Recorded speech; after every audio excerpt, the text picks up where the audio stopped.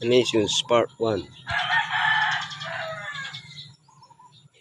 Then to him was given a dominion and glory and a kingdom, that all peoples, nations, and languages should serve him. His dominion is an everlasting dominion, which shall not pass away, and his kingdom the one which shall not be destroyed.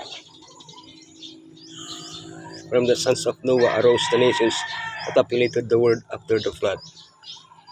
Most of them were hostile to Elohim, worshipping other Elohim, and living according to their own laws. But Elohim brought forth a new nation and gave it the laws that would make it the most powerful nation in the world, and whose like all the nations of the earth would walk. The origin of nations, the first nations, nation begotten by Elohim. Chosen people, the history of Israel, history of the church, the role of the chosen people. The origin of nations. The first nations, these are the clans of Noah's sons, according to their lines of descent within their nations. From this, the nations spread out over the earth after the flood.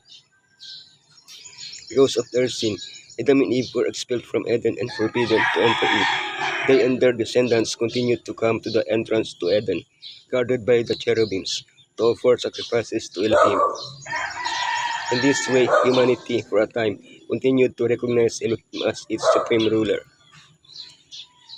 When, due to the prevailing evil, Elohim decided to destroy the earth with the flood, he also removed the Garden of Eden after the flood. Men like Nimrod decided to create their own states outside of Elohim, governed by themselves.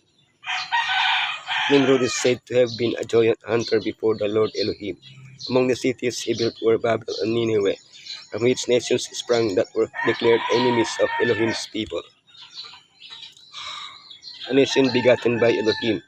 I will make you into a great nation, and I will bless you. I will make your name great, and you will be a blessing. Genesis 10 uses the Hebrew word goyim to refer to the nations. This same word is used to refer to the Gentiles, that is, those who are far from Elohim. In order to recover those nations, Elohim decided to bring forth a new nation, Israel, through the descendants of Abraham.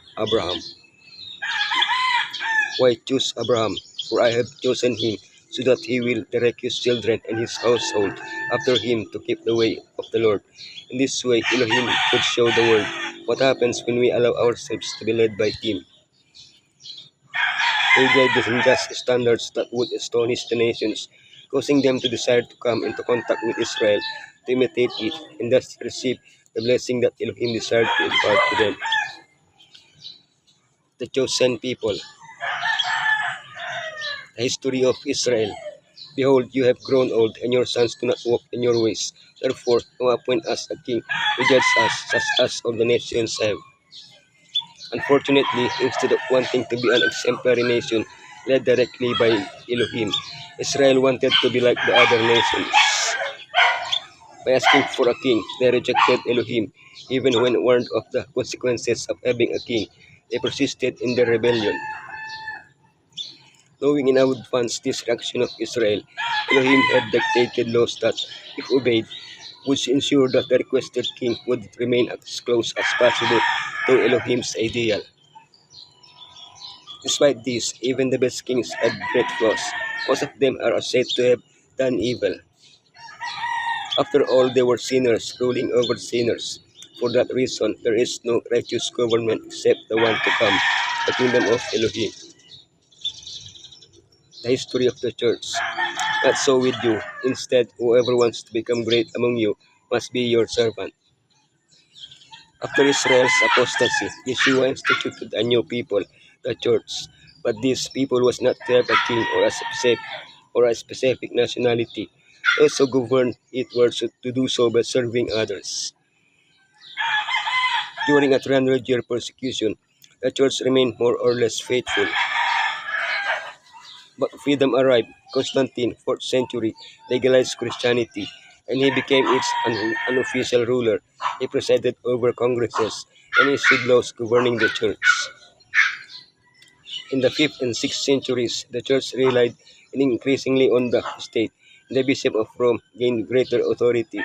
Service was no longer the norm of government. Throughout the Middle Ages, anyone who did not obey the authority of the church had to pay for their rebellion with death, torture, or imprisonment. A church that made the same mistakes as the people of Israel. The rule of the chosen people. I, the Lord, have called you in righteousness. I will take hold of your hand. I will keep you and will make you to be a covenant for the people and a light for the Gentiles. How could Israel have been a light to the nations? How can the church be the light of the world? Through his obedience, showing the solution to sin, announcing the second coming of Yeshua. The historical reality of the people of Elohim has been that of a people who have failed to accomplish the work that Elohim had designated for them. Still, the word has been blessed through Israel and the church with the blessed message of salvation.